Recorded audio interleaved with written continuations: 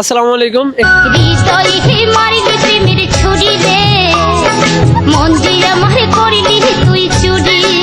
আপনার কি এটা পার্সোনাল চ্যানেল? হ্যাঁ, চ্যানেলের নাম কি? আরে তুই যা রে আপনার চ্যানেল? জি বুঝি নাই। আমার তো একটা চ্যানেল। ও মানে এটা আপনার পার্সোনাল ভিডিও, মানে আপনারা সবাই ফ্যামিলিগত? ও আচ্ছা, মানে এখানে আউট কেউ ভিডিও করতে পারবে না, না? আচ্ছা আচ্ছা, ঠিক আছে ঠিক আছে, ওকে ওকে ওকে ওকে ওকে।